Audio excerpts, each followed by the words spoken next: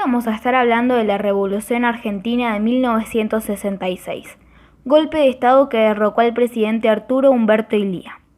Al mando del mismo se encontraba Juan Carlos Onganía, que se hizo cargo del Poder Ejecutivo hasta 1970. Y así comenzó la revolución.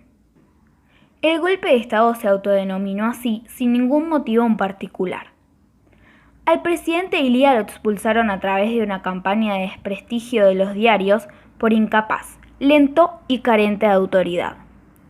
El nuevo gobierno buscaba reorganizar el país en 3 etapas, o tiempos como lo llamaban ellos. En la parte económica se quería reducir la inflación, atraer inversiones extranjeras para producir bienes de consumo duradero y capitales como les mostramos en el cuadro. Por otra parte, se devaluó la moneda vigente, se congelaron los salarios, se suspendieron las convenciones colectivas de trabajo y hubo despidos masivos en las empresas estatales, para lograr mayor eficiencia reduciendo los costos. Además, se retiró los subsidios de aquellas industrias que consideraban deficientes y que no lograban modernizarse.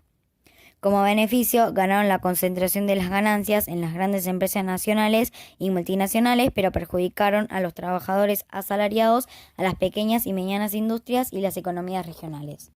La parte social ya venía mal, y gracias a las medidas autoritarias y la política económica del gobierno, aumentó el malestar a fines de mayo de 1969. El cordobazo fue una de las principales causas del malestar social en esa época. Este paro general ocurrió porque Onganía se negaba a restablecer la negociación colectiva y la actualización salarial suspendidas en 1967. Al terminar el cordobazo, la sucesión de revueltas populares, obreras y estudiantiles son consideradas por algunos historiadores como la verdadera causa de la posterior caída del gobierno de Juan Carlos Onganía. En un principio se planeaba que el aumento de la riqueza iba a reducir los conflictos sociales, pero no fue de esa manera, sino todo lo contrario. En la parte política se planeaba llamar a elecciones y de esa manera se retomaría el sistema democrático. Durante el gobierno de Onganía se desarrolló la teoría de la necesidad de atender los tiempos en orden, tiempo económico, tiempo social y tiempo político. Onganía intentó mantener la participación de los distintos sectores del país en su gobierno, mediante la formación de comités consultivos en áreas específicas de las políticas agrarias, industrial y económica. Estas medidas recibieron fuertes críticas de los sectores más conservadores del ejército, sumando el disenso entre los generales. El asesinato del teniente general Pedro Eugenio Aramburu en 1970, terminando con los días de Onganía en el Poder Ejecutivo. Otro tema para hablar es la noche de los bastones largos. Se llamó así al violento desalojo de estudiantes y profesores de 5 facultades académicas de la Universidad de Buenos Aires por parte de la Policía Federal.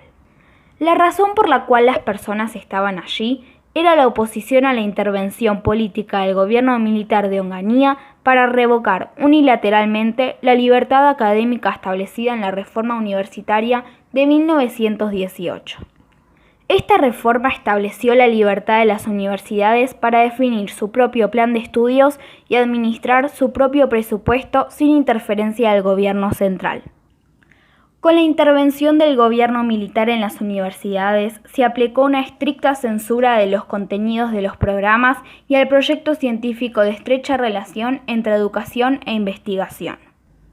El nombre que se le dio es la referencia a los largos bastones que la policía utilizó para golpear a los estudiantes y profesores ese día. Yendo para el lado peronista, luego de la derrota de Perón por la Revolución Libertadora, recibió una carta, aceptando la renuncia que le había mandado y que debería dejar el país, antes de correr el riesgo de ser atacados por los comandos civiles. Así fue como Perón se exilió por 17 años. Cuando la democracia se empieza a recuperar en 1973, luego de la victoria electoral del Frente de Justicia de Liberación como presidente Héctor Cámpora, la prohibición de entrada de Perón había caducado. Ese mismo día se estableció su residencia en el país. Mientras más de 1 millón de personas estaban esperando a Perón en el aeropuerto de Ezeiza, la derecha e izquierda del gobierno tuvieron un choque, donde hubo 5 muertos y heridos. A ese hecho se lo llamó Masacre de Ezeiza. Luego de eso, Perón tomó partido a favor de la derecha peronista, cuando Perón echó a los montoneros de la Plaza de Mayo llamándolos inermes. En julio, Cámpora renunció, dejando lugar a nuevas elecciones, donde ganó la fórmula Perón-Perón.